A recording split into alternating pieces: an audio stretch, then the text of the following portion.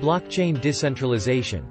Imagine that a company owns a server farm with 10,000 computers used to maintain a database holding all of its clients' account information. This company owns a warehouse building that contains all of these computers under one roof and has full control of each of these computers and all of the information contained within them. This, however, provides a single point of failure. What happens if the electricity at that location goes out? What if its internet connection is severed? What if it burns to the ground? What if a bad actor erases everything with a single keystroke? In any case, the data is lost or corrupted. What a blockchain does is to allow the data held in that database to be spread out among several network nodes at various locations.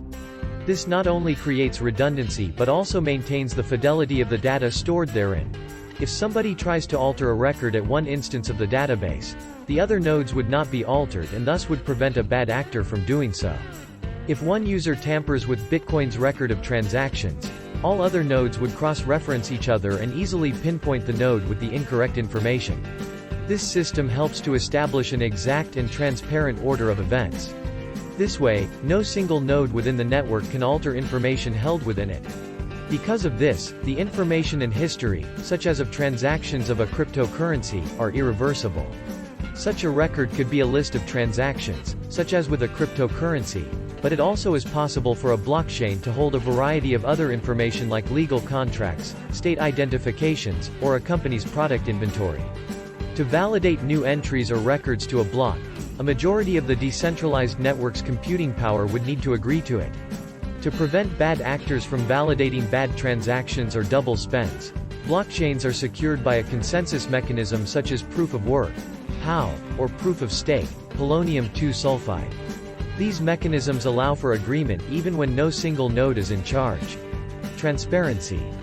Because of the decentralized nature of Bitcoin's blockchain, all transactions can be transparently viewed by either having a personal node or using blockchain explorers that allow anyone to see transactions occurring live.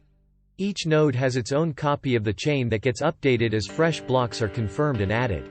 This means that if you wanted to, you could track Bitcoin wherever it goes. For example, exchanges have been hacked in the past, where those who kept Bitcoin on the exchange lost everything. While the hacker may be entirely anonymous, the Bitcoins that they extracted are easily traceable. If the Bitcoins stolen in some of these hacks were to be moved or spent somewhere, it would be known. Of course, the records stored in the Bitcoin blockchain, as well as most others, are encrypted. This means that only the owner of a record can decrypt it to reveal their identity, using a public-private key pair. As a result, users of blockchains can remain anonymous while preserving transparency. Is blockchain secure? Blockchain technology achieves decentralized security and trust in several ways. To begin with, new blocks are always stored linearly and chronologically. That is, they are always added to the end of the blockchain.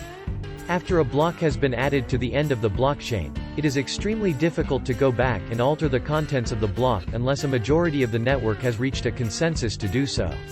That's because each block contains its own hash, along with the hash of the block before it, as well as the previously mentioned timestamp.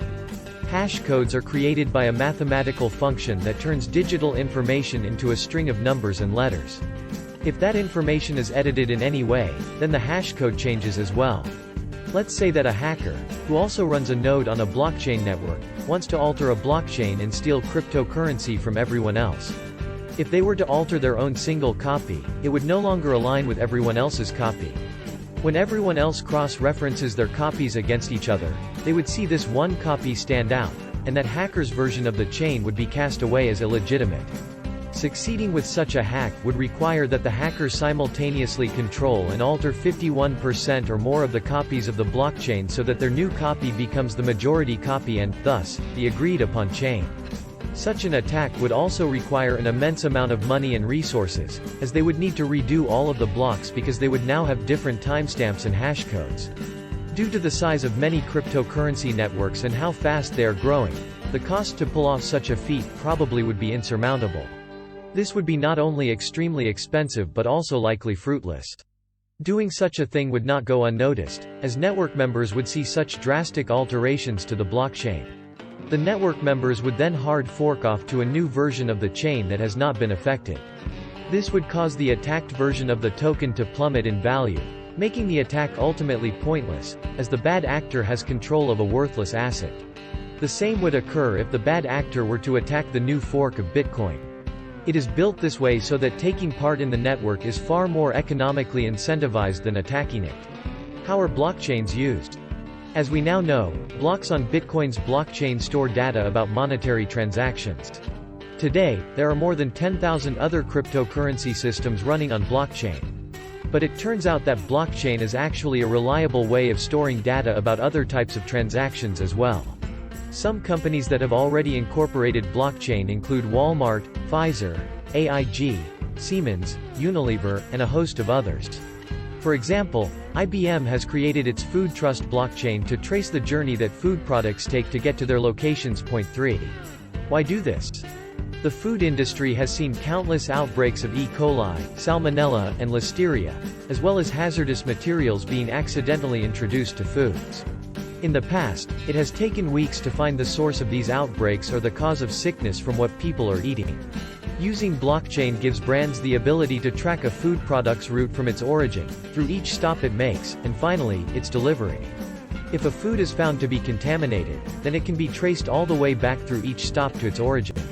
Not only that, but these companies can also now see everything else it may have come in contact with, allowing the identification of the problem to occur far sooner and potentially saving lives. This is one example of blockchain in practice, but there are many other forms of blockchain implementation.